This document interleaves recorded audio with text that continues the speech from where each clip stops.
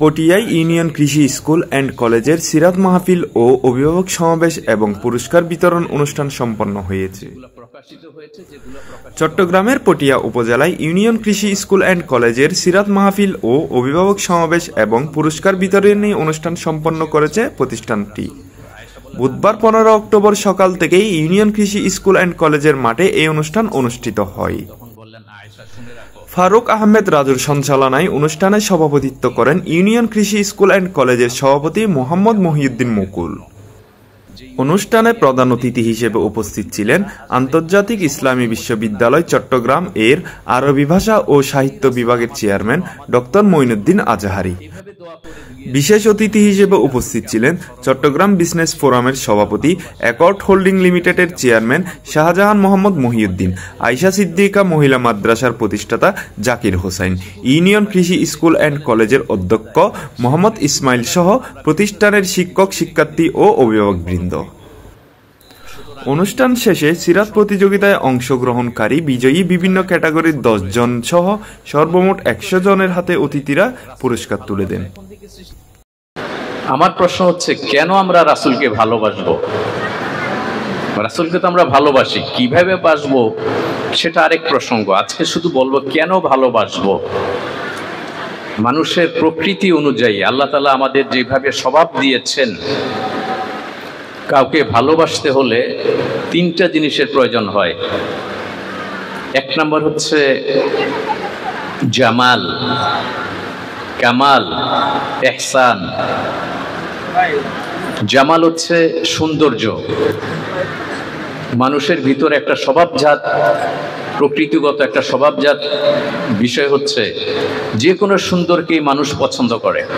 আমরা একটা সুন্দর ফুলকে পছন্দ করি, আমরা কুকুর বিড়ালকে ভয় পাই, কিন্তু কুকুর বিড়াল যখন ছোট থাকে, বাচ্চা থাকে, তখন সবাই তাকে পছন্দ করি। একটা হিংস্র প্রাণীকে আমরা ভয় পাই, কিন্তু হিংস্র প্রাণী যখন ছোট্ট শাবক থাকে আমরা পছন্দ করি, কারণ সুন্দর। আর যদি সুন্দরের দিকে বিবেচনা করি, রাসূল সাল্লাল্লাহু আলাইহি ওয়াসাল্লাম ছিলেন বিশ্বের সবচেয়ে সুন্দর ব্যক্তিত্ব 2 দিক দিয়েই, বাহ্যিকভাবেও, আন্তরিকভাবেও, চরিত্রগতভাবেও। এখন আমরা কি রাসূল সাল্লাল্লাহু আলাইহি ওয়াসাল্লামকে দেখেছি? তো উনি যে সুন্দর ছিলেন কিভাবে জানবো? বলে যেই রাসূল আমাদের জন্য, আমাদের গুনার জন্য এইভাবে দোয়া করে গিয়েছেন, সেই রাসূলকে আমরা স্মরণ করি না, সেই রাসূলকে আমরা ভালোবাসি না, সেই রাসূলকে আমরা সম্মান করি না। আমরা সমাজে বিভিন্ন সেলিব্রিটিকে স্মরণ করি। বেশি দূরে যেতে হয় না, একটা সেলুনে গেলে দেখে বোঝা যায়, সেলুনের চুল কাটার জন্য আমরা বিভিন্ন সেলিব্রিটির ছবি রেখে দিই, তাদেরকে ফলো করি।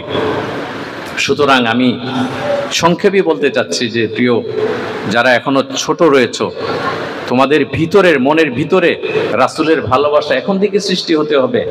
কারণ এখন যে যুগ আসছে, প্রযুক্তির যুগ, এই প্রযুক্তির যুগে পৃথিবী বিপর্যয়, মানবতা বিপর্যয়। এই বিপর্যয়ের সবচেয়ে বেশি ক্ষতিগ্রস্ত হচ্ছে ইসলাম। এই স্কুলের ছাত্ররা এখান থেকে গিয়েও ঢাকা ইউনিভার্সিটিতেও পড়তে পারে যদি যোগ্যতা থাকে। তাহলে এই যোগ্যতা আমাদেরকে অর্জন করতে হবে। তো আমরা শুধু দুনিয়াবী যোগ্যতা অর্জন করলেই হবে না, আমাদেরকে এই দুনিয়াবী অর্জনের শেষে, মৃত্যুর পরে আখিরাতের চূড়ান্ত সাফল্যটাও অর্জন করতে হবে। এই চূড়ান্ত সাফল্য অর্জনটা আমাদেরকে যদি অর্জন করতে হয়, আমাদেরকে একটা আদর্শকে ফলো করতে হবে, একজন ব্যক্তিকে ফলো করতে হবে। এবং এই জন্য আল্লাহ রাব্বুল আলামিন আমাদেরকে ওনার হেদায়াত যে বাণী গ্রন্থ আল কোরআনে বলে দিয়েছেন, লাকাদ কানা লাকুম ফি রাসূলিল্লাহি উসওয়াতুল হাসানাহ লিমান কানা ইয়ারজুল্লাহ। তো আল্লাহ রাব্বুল আলামিন, এরপর আরো আয়াতের অংশ আছে, যারা আল্লাহকে পেতে চায়, আখিরাতে সাফল্য অর্জন করতে চায়, তাদের জন্য মহানবী হযরত মুহাম্মদ সাল্লাল্লাহু আলাইহি ওয়াসাল্লামের উপর কি আছে? উত্তম আদর্শ রয়েছে। তাহলে আমাদেরকে সফলতা অর্জন করার জন্য রাসূল করিম সাল্লাল্লাহু আলাইহি ওয়াসাল্লামকে ফলো করতে হবে, অনুসরণ করতে হবে, অনুকরণ করতে হবে। এই শিক্ষাটা আমাদেরকে যদি আমাদের প্রাইমারি লেভেল থেকে দেওয়া না হয়, ছাত্র অবস্থা দেওয়া না হয়, আমাদের শিক্ষা ব্যবস্থার গলদের কারণে, ত্রুটির কারণে আমাদেরকে সেই শিক্ষা ব্যবস্থা এগুলো অন্তর্ভুক্ত করা হয় নাই। এটা আমাদের জন্য বড়ই দুঃখজনক। 92% মুসলিম আমরা দাবি করি, সেখানে কিন্তু শিক্ষা ব্যবস্থায় ইসলামী শিক্ষার পূর্ণাঙ্গতা নাই, কমপ্লিট নাই।